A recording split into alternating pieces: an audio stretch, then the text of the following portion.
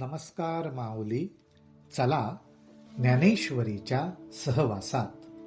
ज्ञानेश्वरी अध्याय 7 मधील 158 ते 164 ओव्यांच्या सहवासात आपण जाऊया. भगवंतांनी अगदी उघडपणे सरळपणे आपल्याला असं सांगितलंय की मी माझ्या व्यापक स्वरूपाबद्दलचा जो विचार मांडलाय ते माझं बोलणं खरोखर विचार करण्यासारखंच आहे, परंतु लोकांना मात्र ते आवडत नाही. हे अगदी प्रांजळ मत भगवंत आपल्याला सांगतात. भगवंताचं हे व्यापकत्व जे आहे ते काळाच्या वेळेच्या कुठल्याच प्रकारे मर्यादित नाहीये, परंतु आपल्याला मात्र सर्व काही देह काळ वेळ याच्या मर्यादेतच ते वाटतं. आणि त्याचं कारण म्हणजे का जे योग माया पडळे हे जाले आहाती आंधळे, म्हणोनी प्रकाशाचे नि देहबळे न देखती माते. याचं कारण म्हणजे योग माया. आणि ही योग माया कोणाची आहे? ही परमेश्वराचीच आहे. ह्या योग मायेचा प्रभाव एवढा आहे की जीवाच्या ठिकाणी देहबळे म्हणजे देहबुद्धीच्या प्रकाशात तो परमेश्वराला बघू शकत नाही. आणि त्यामुळेच परमेश्वराची जी उपासना करतो ती सुद्धा देह बळाच्या प्रकाशात म्हणजे देह अहंकाराच्या प्रकाशातच तो परमेश्वराची पूजा करतो. परमेश्वराला मर्यादित स्वरूपात बघतो. ह्या योगमायेमुळे हे सर्व लोक आंधळे झालेत. परमेश्वराला बघू शकत नाहीत म्हणून आंधळे झालेत. आणि देहबुद्धीचा प्रकाश परमेश्वराला बघण्यासाठी पुरेसा नाही. ह्या योगमायेचं स्वरूप काय आहे? हे स्वरूप मन बुद्धी अहंकार सत्व रज तम शब्द स्पर्श रूप रस गंध अशा अनेक गोष्टींनी साकारलेलं आहे. पण भगवंत म्हणतात, एरवी मी नसे ऐसे काही वस्तू जात असे, पाहे पान कवण जळ रसे रहित आहे. फार सुंदर दृष्टांत इथं ज्ञानोबाराय देतात. ते म्हणतात, असं कुठलं पाणी आहे की ज्या पाण्यामध्ये रसतत्व अर्थात जलांश नाही.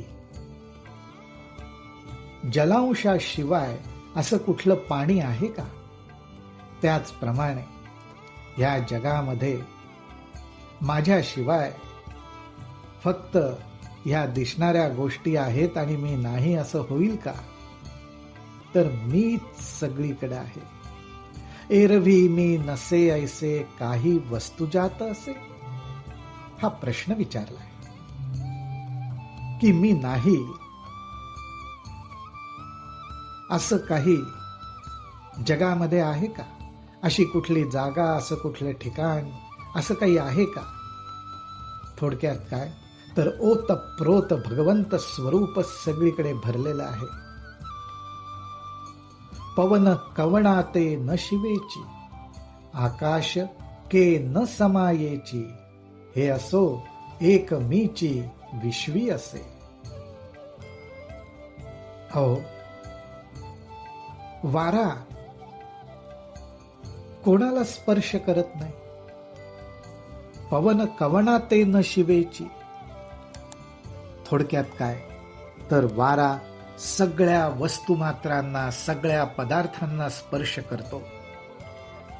वाऱ्याला बंधन नाहीये. तेच भगवंत स्वतःच्या स्वरूपाबद्दल म्हणतायत की मलाही बंधन नाही, मी सगळ्यांना स्पर्श केलेला आहे, सगळ्यांना स्पर्श करतो.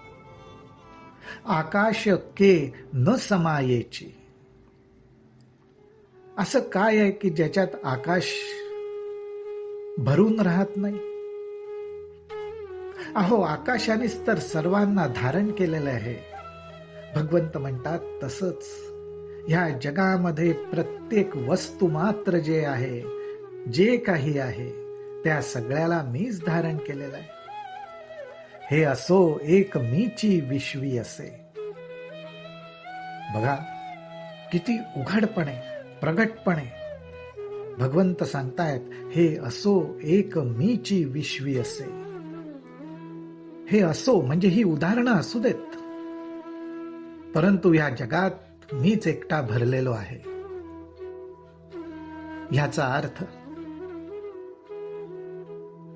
भगवंताची आराधना करायची झाली, ती कुठेही होऊ शकते, कधीही होऊ शकते. तो सदैव सतत सगळीकडे आहे. आता ह्या जगामध्ये ही जी भूतसृष्टी निर्माण होते, त्या भूतसृष्टीबद्दल भगवंताच्या दृष्टिकोनातून आपल्याला काय बघायला मिळतंय ते ज्ञानोबा राय सांगतायत. येथे भूते जिये अतितली, तिये मीची होऊनी ठेली, आणि वर्तत आहाती जेतुली, तीही मीची. भगवंत म्हणतात, अरे भूतकाळामध्ये जेवढे काही भूते म्हणजेच प्राणी मात्र ह्या जगामध्ये होऊन गेले, ते सर्व मीच होतो, ती मीची होऊनी ठेली. आणि आत्ताच्या चालू काळात अर्थात वर्तमान काळात जी आहेत तीही मीची, ती सुद्धा माझंच स्वरूप आहेत. अर्थात सर्व भूतमात्रांच्या ठिकाणी परमेश्वराचा अंश हा असतोच. त्यामुळेच भगवंत म्हणतायत, ह्या भूतसृष्टीकडे बघायला लागलं तर भूतकाळामध्ये सुद्धा मीच होतो, आणि आता वर्तमान काळामध्ये जी भूतसृष्टी आहे तिथेही मीच आहे. का भविष्यमाणे जियेही, तीही मज वेगळी नाही. हा बोलची एरवी काही होय ना जाय. भगवंत म्हणतात, आणि एवढंच काय तर पुढे भविष्य काळात जी प्रगट होतील ती सुद्धा मीच असतील, माझ्याशिवाय ती निराळी राहू शकत नाहीत. पण हा सगळा बोलण्याचा भाग आहे. हा बोलची एरवी काही होय ना जाय. भगवंत म्हणतात, हा केवळ बोलण्याचा भाग आहे की भूतकाळातही जी भूतसृष्टी होती, वर्तमान काळात जी आहे, भविष्य काळात असणार आहे, ती मला सोडून नसणार आहे. हा फक्त बोलण्याचा भाग आहे, कारण मी सदैव आहे, अखंड आहे. त्यामुळे ह्या भूतसृष्टीचं येणं जाणं हा फक्त माझ्या स्वरूपावर प्रगट होणारा आभास आहे. माझं स्वरूप अखंड आहे, सतत आहे. का पुढे ज्ञानोबा राय म्हणतात, दोराचिया सापासी, डोंबा बडिया ना गव्हाळा ऐसी, संख्या न करवे कोणासी, तेवी भूतांसी मिथ्यत्वे. इथे एक रूपकाची योजना केली आहे. अंधारात दोरीवरती साप भासतो, आणि तो साप बघणाऱ्याला कोणाला डोंबा, कोणाला बडिया किंवा कवड्या, गव्हाळा अशा वेगवेगळ्या जातींचा वाटतो. पण तो भास असतो. प्रकाशात जेव्हा बघितलं जातं त्यावेळी खरं स्वरूप कळतं की अरे ती दोरी होती. परंतु जोपर्यंत योग मायेचं पडळ आहे तोपर्यंत वेगवेगळी भूतसृष्टी ह्या आत्मस्वरूपावर भासते. संख्या न करवे कोणासी, तेवी भूतांसी मिथ्यत्वे. अशा प्रकारे दोरीवर साप भासतो त्याप्रमाणे आत्मस्वरूपावर वेगवेगळी भूतसृष्टी भासते आणि ते मिथ्यत्व आहे, ते अज्ञान आहे. ऐसा मी पंडुसूता अनुस्यूत सदा असता, या संसार जो भूता तो आने बोले. भगवंत म्हणतात, पंडुसूता अर्थात अर्जुना, ह्या विश्वामध्ये मीच आहे. ऐसा मी पंडुसूता अनुस्यूत सदा असता, सर्व विश्वात मीच आहे, मीच भरून आहे. परंतु लोकांना अर्थात जीवाला हा संसार जो भासतो आणि माझ्याशिवाय भासतो, माझ्याहून वेगळा भासतो, त्यालाच ते खरं मानतात. परंतु ते खरं मानण्याचं कारण तो विचार हा वेगळा आहे. वेगळ्या पद्धतीने ते विचार करतात, अर्थात अज्ञानाने त्यांनी जो विचार केलेला असतो, त्यामुळे माझ्याशिवाय भासणारं जे जग आहे त्याला ते खरं मानतात, तो संसार त्यांना भासतो, असं भगवंत सांगतायत. रामकृष्ण हरी, रामकृष्ण हरी, रामकृष्ण हरी.